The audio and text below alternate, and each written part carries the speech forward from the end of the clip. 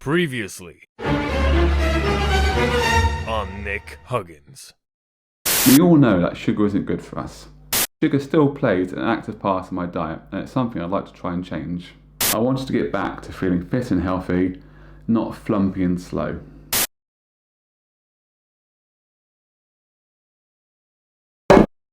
After a month of avoiding the white stuff, the idea was a slow reintroduction back into life. It hasn't been slow. If anything, it's been a hostile takeover.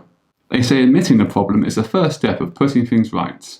Well, let's see how I'm going to get out of this one. There are so many benefits, I could easily do another video, but I won't. That aged well.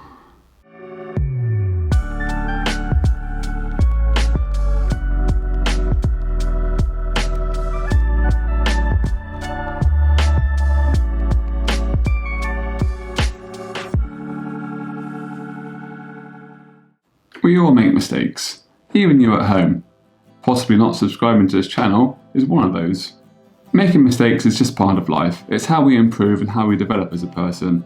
The important thing is to acknowledge the mistakes and then start to work on a way of putting them right. You can never expect to have the right outcome or the right answer the first time you try anything. The first time you walked, you fell over 100 times. The first time you rode your bike, it's like me, you probably ploughed it into your neighbour's bins. You can't succeed without failing. It's part of the fabric of life. By learning from our failures, we can make sure we don't make the same mistakes again. I underestimated the pull of a sugary addiction and my willpower. The thumbnail I used for the video was probably a clue as to what was going to happen. All those cookies had to go somewhere, and once I started, I couldn't stop. I'd always say to myself, it's fine, I'll start again tomorrow. But as soon as the next day came along, normally around 9:30, 10 o'clock, I'll start getting sugar cravings once again.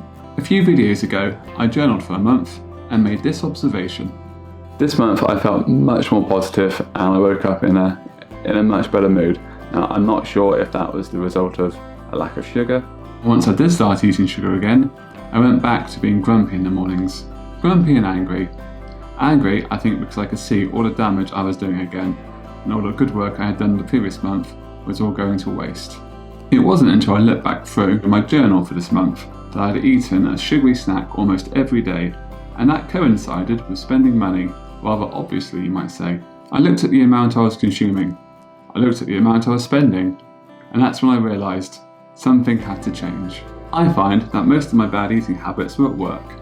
I've yet to work out if I'm using sugar as a reward mechanism for completing a task, or if it's to soothe me when something's not going well.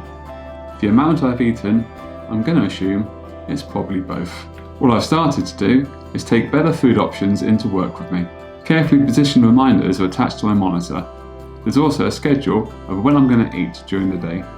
Having this food schedule has really helped. It's to remind me that food is coming up and having to wait 2 hours to the next thing to eat isn't the end of the world. I also think there's a slight hint of FOMO in there. What's FOMO, I hear you ask? FOMO is the fear of missing out.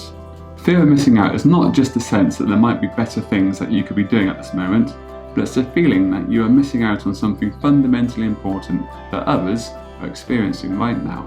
Being aware of this now allows me to put some simple practices into place. I now look for that bigger picture. That sugar hasn't been banned completely, I'm just choosing not to eat it right now. By not denying myself and instead simply stalling the feeling, I'm able to acknowledge and close off my cravings. I have no doubt, as with most things in life, there will continue to be ups and downs. Failure is just part of the road to success. The key thing for me is not to beat myself up if I do fail again. There are plenty more days to start on, it's just a matter of picking yourself up and off we go again. If you've struggled with something similar and have used a technique that's helped, I'd love to start a conversation with you in the comments below. Before we say our goodbyes for this week, I just wanted to take some time to acknowledge you, the viewers. The ones that have been here from the start, through the November days and the garage lockdown workout days. What on earth was I thinking there? And of course, new subscribers who have recently joined have now become part of a small little community we've got going on here. It really means a lot to me that you take time not just to watch my content, but you interact in terms of thumbs up or in comments. Hopefully together we can continue to grow this thing and maybe one day try to take over the world. Maybe we'll just save that one for another day. Thanks for watching everyone, stay safe and I'll speak to you soon. You can't succeed without failing. Hold on, there's a car coming. It's taking its sweet ass time.